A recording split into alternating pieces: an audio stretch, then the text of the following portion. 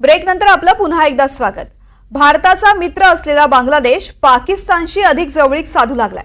शेख हसीना यांनी देश सोडल्यानंतर बांगलादेशमध्ये धर्मांधतेचं टोक गाठलं गेलंय। याला पाकिस्तानची फूस असल्याचा आरोप होतोय।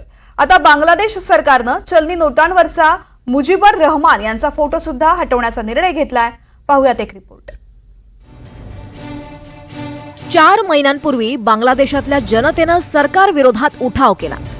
लष्करानंही सरकार विरोधी भूमिका घेतली।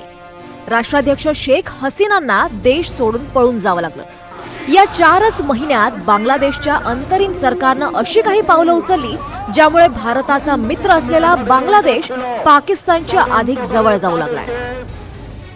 बांगलादेशनं पाकिस्तानी नागरिकांसाठी व्हिसासाठीचे सुरक्षा नियम शिथिल केलेत।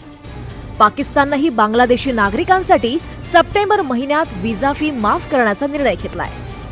पाकिस्ताननंही सप्टेंबर महिन्यातच बांगलादेशी नागरिकांसाठी व्हिसा प्रक्रिया सुलभ करण्याचा निर्णय घेतलाय। बांगलादेश आणि पाकिस्तानमध्ये शस्त्रास्त्र खरेदींसाठीचे करारही झाले।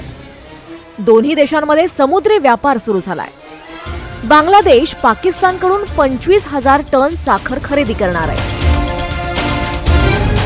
ऑगस्ट महिन्यात झालेल्या सत्तांतरानंतर बांगलादेशात शेख मुजीबर रहमान यांच्या पुतळ्याची तोडफोड झाली।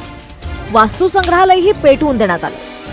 ऑक्टोबर महिन्यात अंतरिम सरकारनं मुजीबर रहमान यांची जयंती आणि पुण्यतिथीला असणाऱ्या सरकारी सुट्ट्या रद्द केल्या। या महिन्याच्या सुरुवातीलाच काही कायद्यांमध्येही बदल करण्यात आला आणि आता बांगलादेशातल्या नोटांवरूनही मुजीबर रहमान यांचा फोटो काढण्याचा निर्णय झालाय। 1971 साली भारताच्या मदतीनंच बांगलादेशाची निर्मिती झाली। मुजीबर रहमान यांच्यानंतर शेख हसीना यांनीही बांगलादेश आणि भारतातले संबंध मजबूत करण्यावर कायमच भर दिला होता।